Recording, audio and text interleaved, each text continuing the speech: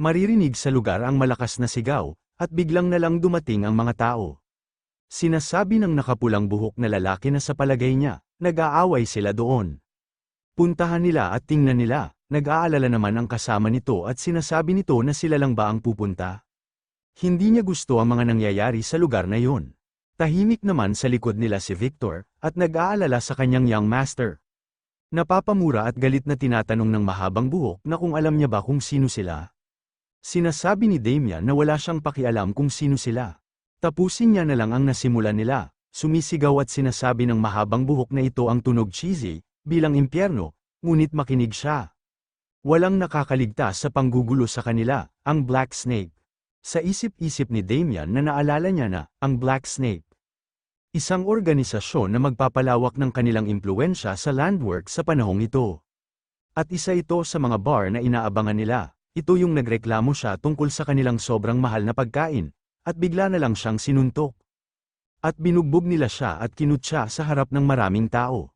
Binayaran niya na lang ito para tumigil na sila sa pagsusuntok sa kanya. Ngayon na naalala niya na ito, nakangiti at sa isip-isip nito na siya ang dapat makatanggap ng tawad dito. Tinatanong ng mahabang buhok na kung bakit siya nakangiti. Sa bagay, hindi siya magpapaubaya sa kanya dahil lang sa maharlika siya. Kaya mas mabuting maghanda siya. Sumisigaw at sumugod na ito kay Damian, hinampas na nito ang kanyang espada, at hindi nito tinamaan si Damian, at pinatid nito ni Damian, at sa kasamaan palad, ang mukha nito ang tumama sa lupa. Hinawakan nito ang kanyang mukha, at damilat ito, dahil may biglang nagsalita at sinasabi nito na sa totoo lang, hindi sapat na patayin silang lahat dito at ngayon. Pero titiisin niya para sa kapakanan ng pamilya niya. Biglang na lang nakaramdam ng takot ang lalaki at sinasabi nito na teka lang. At biglang na lang tumalsik ang mga dugo, at namamalipit na lang sila sa sakit. Napapamura at may biglang nagsalita at tinatanong nito kung sino ang gumawa ng mga ito. Napalingon naman si Damian sa nagsalita, at sinasabi nito na may mga dumating pa. Tinatanong ng nagsalita kung galing ba siya sa ibang samahan. At saan siya galing, sinasabi ni Damian na wala namang ganon. Nandito lang siya para humingi ng tawad, pero napagtanto niya na dapat sila ang humingi ng tawad. Kailangan niya magreklamo sa may-ari ng lugar na ito, kaya i-guide niya siya. Sinasabi ng lalaki na hindi siya sigurado kung ano bang kalokohan ang sinasabi niya. Kung ayaw niyang sabihin, tatapusin ka na lang namin. Inutusan na ng lalaki ang mga kasama nito na atakihin si Damian. Papalapit na ang mga ito, at nagbuntong hininga si Damian, at sa isip-isip nito na nakakainis ang mga ito. Huminga ng malalim si Damian, at biglang ito nawala, at mabilis nitong pinutol ang mga kamay ng mga kalaban nito. Hindi naman makapaniwala ang lalaki sa bilis ng pangyayari. Ang lahat ay sumisigaw sa sakit, at binabanggit nila ang kanilang naputol na kamay. Napapamura at sinasabi ni Damian na hinihingal siya dahil lang doon. At tinatanong nito sa lalaki kung gusto niya pa ba magpatuloy. Nakangiting sinasabi ng lalaki na hindi, humihingi siya ng paumanhin. Kung gusto niya silang patawarin, biglang na lang tumakbo ang lalaki at hinabol ito ni Damian. Sa loob ng bar, napatingin ang lahat sa pumasok, sinasabi ni Damian na mukhang masyado siyang nahirapan. Nasa likod pala si Damian at may patalim nito nakatutok. Binitiwan nito ni Damian at sinasabi nito na dapat nakinig siya nung mabait pa siya. Ang lahat ng nasa loob ng bar ay nakatitig lang sa kanya.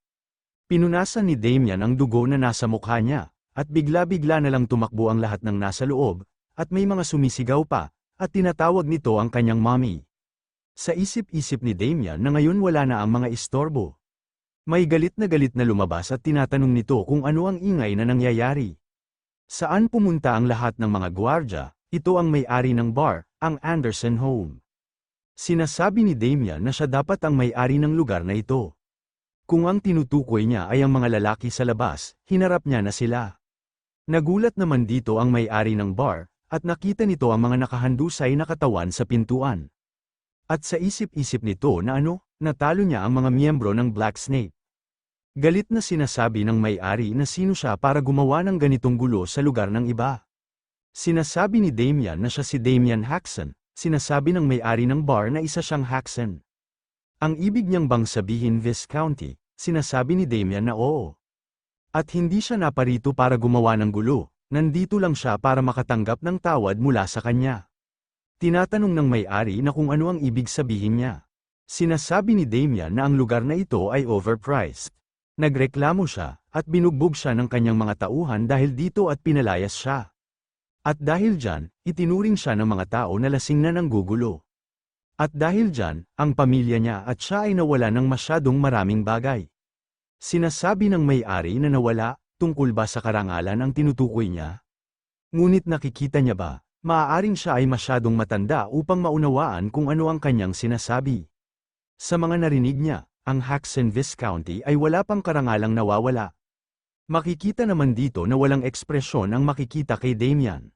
At batid ng may-ari ng bar na hanggal na Noble, naisip niya ba talaga na mag-so sorry lang siya, kung sinabi niya lang, huminto siya sa cheap niyang paglalaro at magbayad para sa panggugulo sa kanyang negosyo. Nakangiting sinasabi ni Damian na naiintindihan niya. Papatawarin niya sana siya kung agad siyang humingi ng tawad, pero kung ganito siya handang maglaro, sige na. Bigla itong tumalon at sinasabi nito na siya din ang magbabayad. Sa sinabi niya, napatigil si Damian, at bigla na lang may mabilis na parang liwanag ang umatake dito, at buti na lang na-block niya agad ito, at sa isip-isip nito na ang energy na ito, at bigla na lang ito bumagsak sa sahig. Sinasabi ng may-ari na Sir Ted, dumating siya sa oras. Tumayo si Damian at sinasabi nito na medyo nakakagulat, di niya akalain na siya ang maha-hire para sa lugar na ganito, kaya sabihin niya sa kanya, bakit may night sa lugar na ganito? Ang isang night ay tinatahak nila ang landas ng martial arts sa buong buhay nila, at batay sa kanilang antas ng kasanayan, sila ay itinatalaga ng mga ranggo. Tulad ng training, apprentice night, at official night. Ang mga official night ay malayang gumamit ng aura, kaya nilang putulin ang mga bundok sa isang strike. At hiwain ang mga dingding ng kastilyo na parang papel. Sinasabi ni Damian na sila ay transcendent na nilalang. Biglang tumawa ng malakas ang may-ari ng bar, at sinasabi nito na tama yan. Ang Ted na nandito ay isang apprentice knight na sobrang close sa boss ng Black Snake. Parang patay na sila ngayon, sinasabi ni Damian na apprentice knight pala siya. I guess napaliwanag niya na ang naramdaman niyang kaunting aura. Nagtataka naman ang apprentice knight, at sa isip-isip nito na paano niya na-sense ang aura nang hindi niya rin magawa. Sinasabi ni Damian na naiintindihan niya na, kung bakit nagtatrabaho ang ganitong tao sa lugar na ganito. Ito ay dahil na-kick out siya bilang apprentice knight, at dahil hindi siya sapat na talento para maging official knight. Bumubulong ang may-ari ng bar, at tinatanong nito kung magkano ang magagastos para sa pag-aasikaso sa kanya. Napakagat na lang sa ngipin ng apprentice knight, at sinasabi nito na mamaya na lang nila ito pag-usapan. Biglang na lang ito tumalon at sinasabi nito na wawasakin niya muna ang bibig nito. Nang papalapit na sana ang espada nito kay Damian, at mabilis na lang ito nakaiwas ng walang reaksyon, at sinundan pa nito ng mabilis na pag-atake, at wala naman kahirap-hirap na iniiwasan nito ni Damian. Sa isip-isip ni Damian na medyo sanay siya para sa isang apprentice knight. Malapad ang kanyang mga galaw, ngunit napakatalam ng kanyang mga atake. Gumamit ito ng slasher na atake, at sa pagkakataong na ito ay napaatras si Damian. Sa isip-isip ni Damian na malapit na siya sa limitasyon niya. Hindi niya kayang makatagal sa katawan na ito, sa palagay niya, kailangan niya muna palakasin ang stamina niya. Galit na ang apprentice knight at sinasabi nito na tingnan nila kung maiiwasan niya ito. Naglabas na ito ng kanyang aura. Naging seryoso na ang mukha ni Damian at sa isip-isip nito na tama, isang secret technique. Umatake na ang apprentice knight, at nag-concentrate si Damian at pumikit ito, at sa isip-isip nito na sa palagay niya ay dapat siyang gumamit ng angkop na pamamaraan upang labanan ito. Biglang na lang may pumasok sa isip nito, at may nagsasalita na Dorgo. Sino ba yun, at kung papatayin niya ang lahat ng tao, wala nang natitirang saya sa mundong ito. Ito ang legendary killer master ng Blade of Death, na si Phantom Assassins. Sinasabi ng Phantom Assassins na kaya lang, tumahimik siya. At umalis siya dito kung ayaw niyang mamatay, biglang na lang may dumaan na anghel at tumahimik ang lugar. Sinasabi ng Phantom Assassins na hindi niya pa rin naiintindihan. Sa palagay niya, isa pa siya sa kailangan niyang patayin. Humingi siya ng kamatayan, kaya ipapakita niya sa kanya ang kanyang secret technique. At para sa kanya, ito ay nakikita niya, at ang majority ng katawan ng tao ay binubuo ng tubig. At sa sandaling maabot niya ang level na ito, ang secret technique ng Blade of Death. Maaari niyang hiwain ang mga tao, kahit na may isang kahoy na espada na tulad nito. Dapat umalis na lang siya habang hinahayaan niya siya. Biglang nakaramdam si Phantom Assassin ng isang panganib, at napalingon ito, at bigla na lang nabubuo ang katawan ng kanyang hiniwa. Nagtataka at sinasabi nito na pero, nahiwa niya na siya sa kalahati pero, paano? Huwag niyang sabihin na siya ay isang undead, ginamit ng Death Knight ang parehong teknik at nakaramdam ito ng takot, at hindi ito makagalaw, at bigla na lang ito hinati sa kalahati. Nagulat naman ang Phantom Assassin at sinasabi nito na ano? At biglang tumawa ng malakas at sinasabi nito na ikaw. Paano niya nagawang gayahin ang kanyang secret technique? Sa kasalukuyan, kabaliktaran naman ang nangyayari sa Apprentice Knight. Ito ay balot ng takot, at sinasabi nito na hindi ito maaari. At bumagsak ito sa kanyang kinakatayuan, sa isip-isip ni Damian na ganito na lang lagi. Ang lahat ng naging kalaban niya ay hindi makapaniwala kung ano ang pumatay sa kanila. Pagkatapos niyang maging Death Knight, nakakuha siya ng isang mahusay na kakayahan. Ito ang kakayahang mag-absorb ng mga abilities at skills ng kanyang mga kalaban at gawin silang kanya. Nakaramdam naman ng takot ang may-ari ng bar, at nanginginig ito sa kaba at gulat.